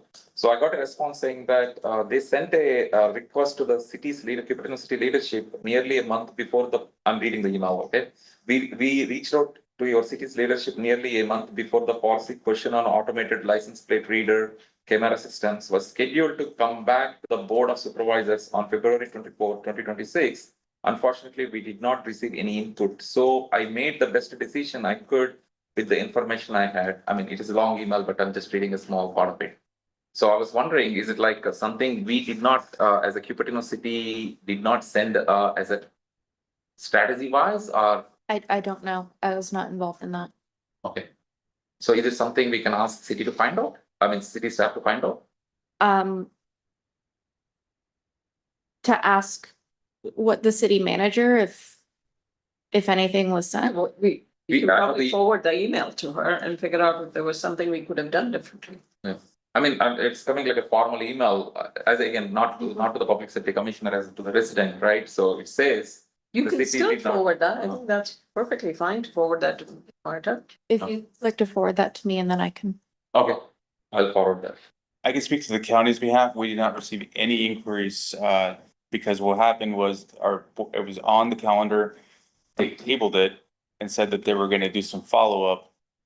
We, the sheriff's office, did not get any questions or any additional follow-up questions from the Board of Supervisors. So I don't know if they reached out to members of the city staff, but I know in our end, we did not get anything from them. Thanks for the clarification. Yeah. Good. So follow up to the comment you made that, the ALPR system itself is still functional? No, what did No. you say? So, from my understanding, with the ending of the contract part of that is that Flock would take the cameras back. So we paid for those cameras. It's more like I think we lease those. Yeah, We leased the cameras? Okay. We didn't buy them. No, that was not they're an not, option. they're not, if. They're not for bid. They're Yeah, not- if they get damaged, their flocks property, they replace them, but they're leased. You lease them for a certain time. So when the contract is done, they take them away anyway. That's the, I can tell you that I just drove to Los Altos Hills the other day. There's still some that are still up there. So, but no, they're not on, nobody's accessing them, so Probably they didn't. it'll probably be some time. So in the case of Saratoga, what are they doing with the cameras? In their case, they still have a contract with Flock, so the cameras are still on, the cameras are still capturing data, they're being scrubbed every 30 days. We just don't have access to the data. I think Saratoga has a very good policy. Like they're following the sheriff's office recommendations. but I mean, but The it's not, sheriff it's not can't. actually like, Can't look at it. Sheriff can't look at it. The sheriff's office can. Okay. So all of this misunderstanding started because Of Mountain View. one really side. Mountain View noticing that It one, wasn't just Mountain View, Denver had issues, different other cities, other municipalities, if you look at the news. A lot of agencies are reporting accidental sharing to federal agencies that they were not authorized to do. And so it wasn't, again, not a problem on these police municipalities, it was more of a flock issue. Mhm, mhm. And I can't, there's zero, not a case I can point to where this led to the deportation or some immigration status problem. However, that's where the problem is, where we can tell you, we're not sharing with anybody, but, and a lot of people would say the same thing. However, when you find out that you had been, it's a problem, right? Yes, for sure. Yeah, the privacy is concern. Huh? Yeah. Privacy is serious concern for the citizens. But as we move on to public comment. On the side? Okay, one side. But as a concerned citizen, Give her just 1 second so she can pull it back. Let me just turn on the timer for you. Nice. So, So, Go ahead. okay, as a concerned citizen, I heard your statistics about crime rates up. You all probably see the next door posts, people, coming through doing things. I've seen the TV ads where people drive into a store and with 3 or 4 people in a few minutes, I'll take out all the electronics in a store or jewelry in a store, and then go to another county, perhaps, or wherever. It's a concerned citizen. We just want you to do the best for us as possible. And unfortunately, it appears to this concerned citizen that the ICE overlay has so biased the decision making against common sense. And in today's environment, where there is the risk of alien actors coming in across state boundaries, we want the ability for the sheriff's department to work with city agencies, other county agencies, state agency, and the FBI without all of this politics as an overlay that impedes progress. And so I encourage you to get the city to do the right thing. Thank you. We have no remaining speakers, Vice Chair. Sounds good. Any final commissioner comments? no. Great. Yeah, wanted to the discussion on fraud. Our ideas regarding that. yeah, I didn't do too much research, but I have some notes, and I think I do have one call to action item. So I think I have seen with my collaboration with the Cupertino residents through either WhatsApp or Nextdoor or like one-on-one conversations. There is a lot of scams. The scams are definitely increasing, right? Whether it's the advertisement saying that it's a cheap vehicle, somebody's trying to sell in Nextdoor from out of state, or it could be the emails, the tech support. Even on my Cupertino City official email, I'm getting so many emails right now. I have like probably 5 or 6 spam emails. I don't know what we are doing. I mean, the city's technology department is doing, but that's a separate matter. the overall the scams are increasing, whether it's love, romance related or government personal impersonation. I think the national losses are also, I was hearing the radio the other day, looks like the national losses are in billions and California is on top third or fourth state overall for this scams. So I think it's a key public safety issue. So I think it's impacting the financial security and trust of the community and overall well-being. So I think we really thank our sheriff's office for all the stop scams against seniors campaign or slow it down, investigate before you act kind of campaigns. I think also, I think my recommendation would be to increase the frequency of workshops with the multilingual options, with some real life examples to increase the awareness. Especially to the request to the sheriff's department, and also to the city staff. Maybe we could reach with the city newsletters and putting some additional information on the city website, especially in again I repeat multilingual. That way it reaches more audience. And also when possible, also collaborate with the other organizations like ARP or the Santa Clara County Elder Fraud Unit based on the feasibility and possibility. And I think I recommend we take a call to action, draft a commission recommendation to the city council for funding and a staff report to overall on this initiative of creating awareness on the scams. Yeah, just as a follow-up to that, I have the same concern. The bigger concern for me is, the bots themselves that are being created as a result of this AI. So then now we have, there's one thing when you have a couple of individuals that are doing something that gives you the wrong information, but then when they create bots that are actually talking to each other and making it seem like it is a valid,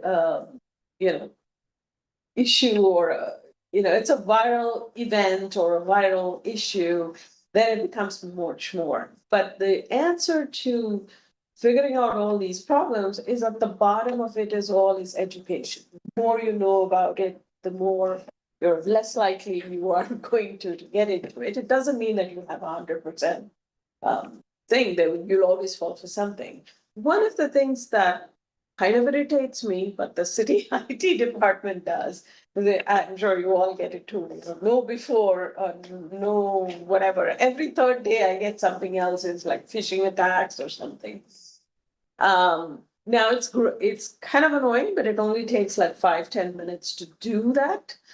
I think that if there was some way we could roll it out as a volunteer thing to the population in general, that might be, I mean, I'm going down into the detail here, but it's just the fact of, we have many, many avenues for education, go through the, sheriff's department, we can go through our senior center, we could go through, the various organizations within the city that can help, through the Rotary, through the Lions, through the CLF. There's so many organizations here, and we can all sort of pool resources and then continue the series, so to speak. Yeah. I was like digging into two things. So one was actually thought about, so in the 2010s, I think in general there was a very successful, you could argue on the merits of it, but fairly successful campaign nationally, right, about basic cybersecurity, right? Don't reuse passwords, don't write passwords down, try not to write passwords down, maybe use a password manager. And then of course now most people know these terms like phishing, and that was reasonably successful. Obviously it's not going to be 100%, but reasonably successful for making people aware of that iteration of the internet. And it's now, I guess what's actually needed is actually less of the same. I think people will just fall asleep if you give them a webinar or something like that. But I think what might work is maybe sharing information about threats that are completely novel. Like, so for example, recently there was a study that was performed, which is like this thing called a Turing test, right? Which is like, can a person like distinguish whether something is a machine or a human? But there's actually like a voice version of this now. So like AI is like really good at sounding exactly like a human. There's this new, like entirely new class of scams happening where like these numbers will just bombard like a senior's phone number. And then like it'll basically, the AI will basically start elaborating on some like urgent situation, like, oh my God, like I'm in trouble, like I need you to like log on to Wells Fargo and like send me whatever, right? And it's like this is a completely novel class of threat. And like the solutions are also fairly novel. Like, for example, I was like asking some questions to a professor at UC Berkeley about this, and he was saying like the solution is actually very like low tech. It's like you should actually establish like a safe word of some kind with like your family members. It's like almost sounds kind of like dystopian or like sci-fi, but it works, right? So maybe we can include something like that in the Scene magazine or something like, oh, just like AI cybersecurity tip of the month or something like that. Just like a simple like low lift thing that we could do, I think, to hit on these like novel things. That actually happened to my cousin. Oh, yeah, there you go. And she's not exactly, you know, she's a computer literate person. And she actually had somebody had actually done a voice of her son Yeah, and said that he was being arrested and that they needed to send money for his bail. She tried to call him. The fool was at work and didn't pick up his phone, so there was general panic all around. But they finally got around to a friend who's also at work and asked him to call home. And so they asked him where he was, and he says, I'm at work. So then that's how the whole thing, but for the half an hour that they had the conversation. I mean, when she told me the story, I thought this is ridiculous. How could you believe it? But when she explained the fact that she tried to reach him and he did not answer his phone, yeah, it tends to put a doubt when you actually hear his voice. yeah. And they're so close. You know, Yeah, and this is from a person who's computer. yeah. So. And it's been happening for a few times. I mean, you know, this is definitely, and like you said, the safe word is something we've established in our family. Yeah, It's a silly word, but still, you know, nobody else would know that. right. Yeah, totally. So I think, yeah, I definitely like move to maybe like department, like the communications department, here at city staff could like send over some information that we Tips and want. tricks. Yeah, exactly, like tips and tricks for staying safe. The, Or even that, you know, recognizing that phishing email, it's like a 5 minute thing that we go through every week. I get something from them. Saying it's phishing or something else, they're constantly sending. And of course, I think a lot of the emails that are coming through into our account are actually IT testing us. I doubt that, but we. It's quite I don't think- possible, it's quite we don't possible know if how you're to coming figure from out. outside, yeah. But. Yeah. But all of these, I think, and the bottom line being that education and how we get there. Yeah. Through tips and tricks or actual quick classes, yeah, 5 minute will be the difference. Go ahead. yeah, I had one other thing that I was to as well, which is so like to your point about how like now like social media and like a lot of the platforms that we as like residents spend a lot of time on are like slowly starting to get inundated, right? With like a lot of like AI generated content, like whether it's bots or people, like whatever. Like to really I maybe like address this, right? It's like there probably needs to be some kind of like legislative push. Like maybe I was thinking like we could talk to Assembly Member Patrick Arens, like kind of understand like what's the temperature like in Sacramento about like just making it obvious that something has been AI generated, right? Like I don't know, like for example on LinkedIn, if a picture is AI generated, there's like a tiny like literally you have no idea what that symbol is, but there is a symbol of some kind. It's like just there, but I feel like it would just make It's like quality a warning on cigarette packets. But it's not like that, it's not like that, like the whole thing is like, it's very inconspicuous, right? So like, something that could, I think, greatly impact safety and like make life safer on the internet is like just making it obvious that like, yeah, this is like AI generated. But obviously, as a city of Cupertino, we don't have the like the firepower to like get something done like that, but we can maybe schedule some kind of meeting, and maybe like send an email to assembly member to kind of get his thoughts on what can we do legislatively or push for legislatively. He has a meeting coming up March 17th, Oh, like a town hall. town hall. Oh, okay. So I think it should be outside this forum, in my opinion. Yeah, it would be Yeah, outside. this outside, one, yeah. So yeah, I guess like in summary, I guess two things from that I was thinking of, like one, like The tips. the tips that we can inject into the scene and the newsletter, and then number two, seeing if we can, you know. Yeah, I think let's come to, I know too many ideas, right? Let's come to this crisp action plan. Go ahead. So the third one I would add, I mean, the packet one is outside of the scope of this Yeah. thing, so the tips and tricks definitely. But I would like to see if we could have some way to have a quick, a link to an education that IT department provide us, something that they can, To the residents of to the Cupertino. residents, which is voluntary. So we're not forcing everybody to do that, but if you want to get educated, here's a video. And same under the tips and tricks. I don't know, I feel like, just speaking as, just speaking as like residents perspective, like, I don't know, I feel like something like that would be like very high lift. People have very less attention span nowadays. If you say training, I heard some of the commissioners are also upset with so many trainings they need to do. Somehow you're asking. No, I mean, there are, for sure, I mean, when you get one every month, you look at it like, I know already what to do here. But there are people who are interested in it, and it's giving them the option. If there is something available, send it. You don't want, you find that no one's signing up for it, you can always cancel that. Okay. I guess it's just like someone needs to like put into, like someone needs to like spend time, money and effort on that, right? And also the maintaining the document or the training No, material. they don't, and what I'm asking is there anything that the IT department already has?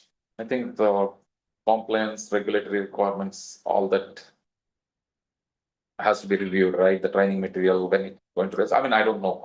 I can't. So speak on maybe this the stuff action would be that we work with TIC. to see if any easy Yes. training. Okay. Yeah. Because they have, we saw, I mean, last year they had two, or last year or the year before, Mhm. they had two such events where they had like security, online security. I don't know how good the attendance was or was not, but at least they had the event. And this is something the technology comes right Yes, down. TICC committee conducted. Yes, it comes right down there. Yeah, I didn't see Chart. much participation in the TICC committee last time. I attended the session, but I don't think there is a great participation. Okay, I think let's agree on the action items recommendations. So I think, again, I praise Sheriff's Office, right, for their campaigns. I want to ask Sheriff's Office if they have any in 2026 scheduled, against seniors, right? Any stop scans against seniors kind of campaigns or anything scheduled in the Cupertino, this Finance Center or? I could check. They just did a couple of them. So I know they've done a couple. Okay. We do them here at the Cooper Senior Center, the Saratoga Senior Center. So I know that I'm trying to check, but we just did a few. So. Yeah, that's the senior center is where I was thinking, this education stuff. Right, and if they're conducting session, even if it's a nearby city, I think we should push that information to the residents. That could be very valuable. Again, we don't know how many people will attend, but I think we'll use the existing forum. That's one action item, right? And the second one is boost outreach, right? That's what you're saying. tips and Distribute tips on red flags, tools like I've been advocating on Nextdoor very too much about how to call, how to block the calls, right, from iOS or Android devices and all. So and other tips, right? And I think this outreach, right? I think we should go to city newsletters website, and of course we can push it on Nextdoors and senior centers and libraries. Posting these tips. It could be like you said, monthly, not too much at the same time, right? But frequent. Yeah. Yeah, like even just like one per edition of like scene, I think would just be like huge net positive. I guess like would that be up to us to come up with the list of things, or would that be something that? No, I can reach out and put in a comms request or communication. Okay, So we can send a newsletter kind of thing to you and you can circulate it. Yes. Okay. Okay, so I think then we can informally collaborate and pool all the ideas and give it to you, right? And We're getting close to the Brown Act. If you We have have to each ideas, send it to her. you can Okay. email it to me. okay, we each send the tips on red flags, tools, call blocking, etc. We send it to you, and the city staff will see, explore, putting in the newsletter and website, and also posting it on the senior centers and libraries. Okay, I think that's a crisp action item. yeah, And the other one I have is draft a commission recommendation to city council for funding and the staff report to further explore this. I don't know, Lindsay, that we can make a recommendation to council since it's not on the agenda. That's a really good question I can ask. I'm not sure. Okay, I mean, we can get the, Yeah, we can make a recommendation, they can ignore it. I mean, I think they have the technicality on the process, right? We can, yeah, we can. We're asking the city clerk. Oh, I see. It's real time. Perfect. That's great. Okay, I think these are only the three action items we are agreeing, right? One is leveraging sheriff's office campaigns and circulating it to Cupertino residents, boost outreach, the tips, red flags, and then the commission recommendation. I think so the commission recommendations, what's like the output of that again? to get a staff report on how do we increase the overall awareness. I see. And also, I'm thinking like, Or, so that would basically be like city staff like doing research kind of, or, similar to any the staff report, right? uh-huh. I think we might want to just, when you look at the staff recommendation, Mhm. you want to be more specific about what you want them to research on. So I would even say that we should first look at the tip commission and see if they have something that they can, or they have something. Oh, that's great. Yeah, because they conducted the session also Yeah. recently. TICC committee conducted the session awareness on the scams. I think this comes pretty much in their purview as well. So I think we should collaborate with the TICC committee. So the recommendation would be, how do we do a joint session between the two commissions to say, okay, what can we do together to help the residents? Or one of us goes to a tip commission as a guest and then ask them, I mean, what can we do with that commission rather than trying to do it on our own? Because they're the ones who are more qualified for it. I think like you said, I think let's keep it two strings, right? One is once they say it's possible, draft the commission recommendation to city council for funding and staff support for like pushing this information like a campaign or whatever, that quarterly seminar or something. Then we also collaborate with TICC to see what is their same, plan. yeah, Yeah, if same we're thing. going to So do- two if we're going channels, to- let's pursue yeah. that. I guess it's not clear to me like what exactly the output of collaborating with TIC would be, like. I'm making some assumptions here, but like, I feel like there's a strong likelihood that the output of that would just be like, oh yeah, we should like put stuff on scene and the existing city resources, right? Like what tools or resources? No, I do they think, have, you know, I forgot exact session, but it is all about whatever we are talking about. It's all related to scams and how to fraud prevention and how to increase the awareness, especially to seniors. This all was covered in there, one of the session. It happened, I think, December or maybe November. September Oh, sometime. okay. Nice. Yeah, I'm off with the something like times. that, Yeah. something like that. They're pretty similar area, forgot. It was like an in-person event. It was an in-person. And also broadcasted online. Hmm. Okay. So my reason for asking Tick to do that is they probably have access to more vendors who may be able to come in and do a session, or they have, they're constantly talking at all technology vendors. So they may have access to more resources, and if we're gonna get some money, we may as well spend it in that. If we do get some money. I think we should pursue both channels. Hmm. Let's collaborate with TICC as individual commissioners. Let's ask the city staff to see how to draft a commission recommendation. We can, I mean, if we, I don't know if we need to vote or just to discuss it. Recommending. So basically funding and city staff support for like a seminar or campaigns, that's similar to what TICC did in the Q3 or Q4 of last year. I see. It is like conducting a awareness session, right? I mean, the city council may have better ideas, or like they can see what they did over the years. Yeah. Say, for example, I think I heard the sheriff's office stops camping in a senior citizens, very quite successful. Okay, yeah. Yeah. So yeah, maybe even if it boils down to funding sheriff's office to conduct that more often, maybe once in quarterly.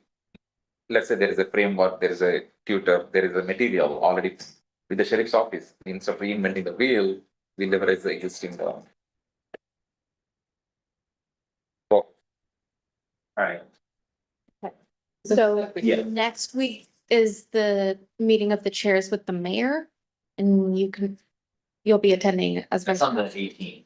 Yeah, so you can bring it up there. Okay, That's good. Yeah, okay. that's good.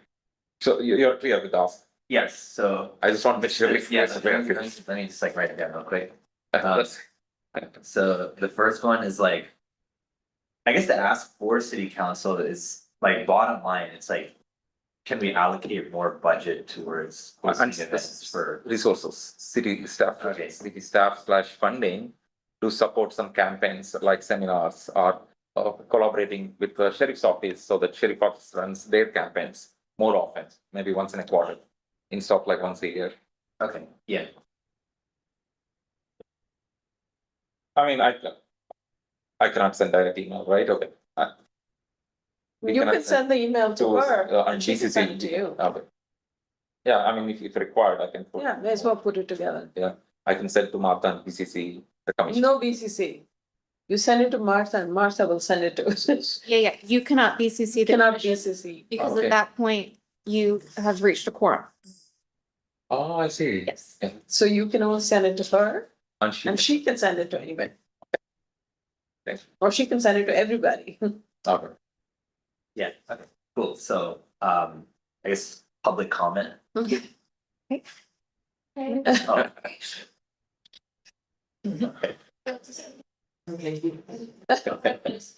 Oh, okay, sorry.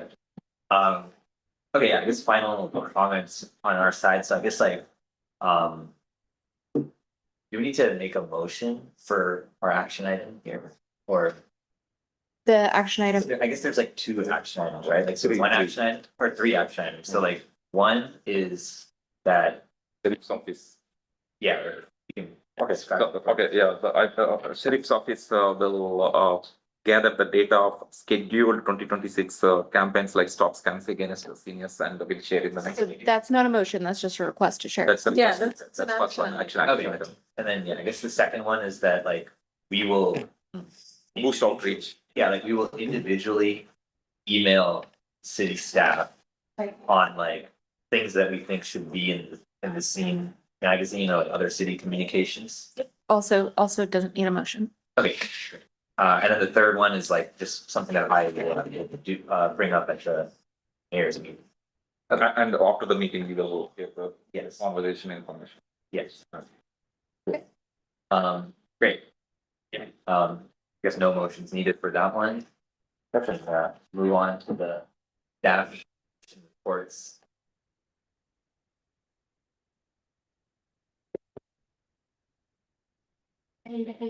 What, Getting faster. Right out of here. So the main thing is there is a mandatory training for the commissioners Monday, March 30th from 6 to 7 at Community Hall. This is the annual commission training.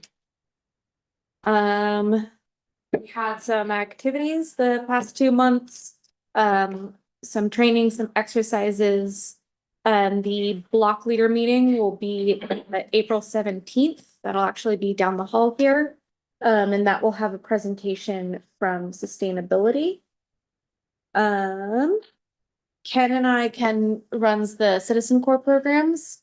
We are continuing to run all 5 of the volunteer programs with the understanding that we want to both work to improve the programs and expand outreach.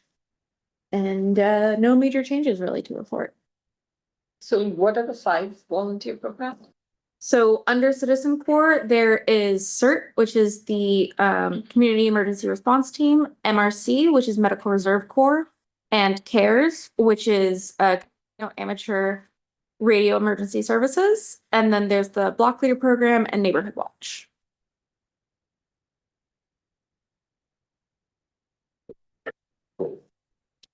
Um. Any commissioner reports? Cool. All right, so moving on to future agenda setting. Commissioner, stop, I think earlier, we're talking about like expanding the alert SEC signage stuff. Is that like an action item as well, or? That'd be a motion. Yeah, I think not the direction I don't suppose. Okay. Let's get confirmation. Okay. So both, right? Alert SEC and we also talked about Genesis. Yes. And then, yeah, I guess like over email is how we'll confirm the special meeting for the. Okay. No. Speaking of agenda items, future agenda items. So I guess in our next meeting, we will have that evacuation crowd capacity from the fire department. And, write it.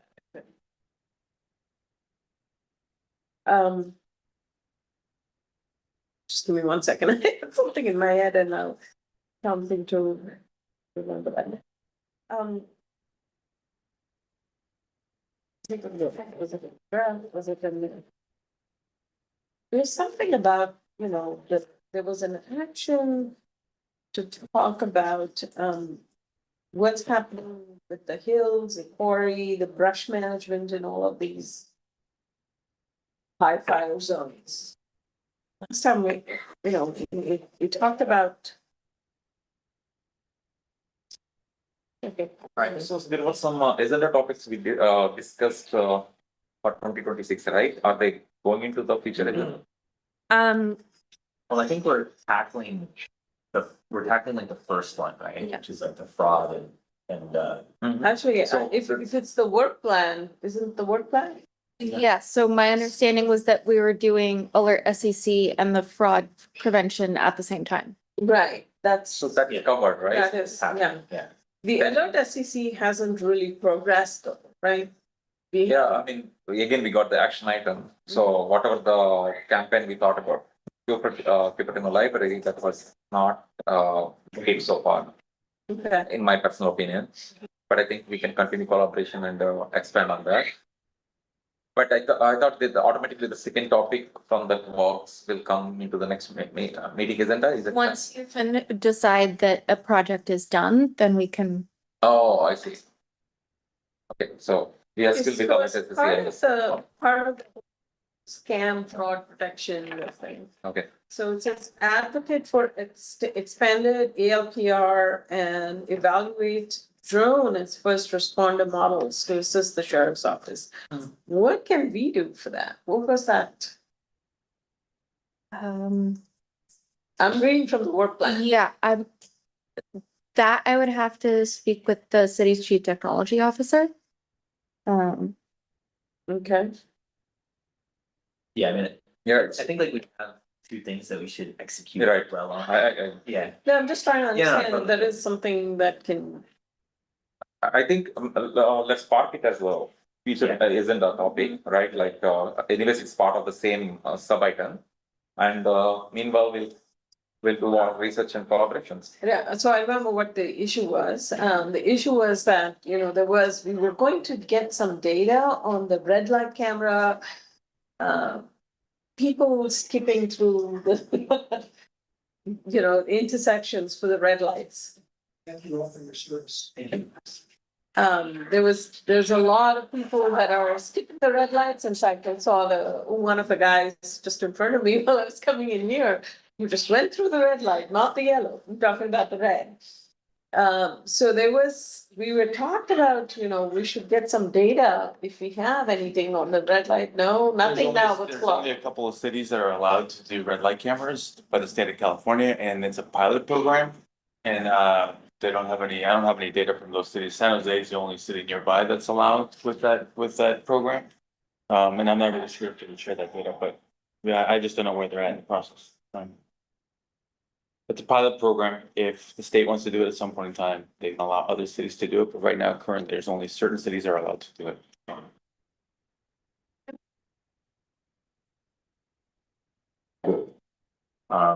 So I guess we're stuck with what we have. You know, we have yeah.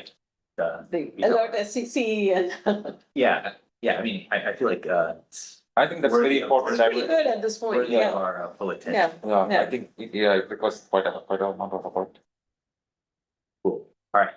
I guess with that being said, we can adjourn. Yeah. 8:11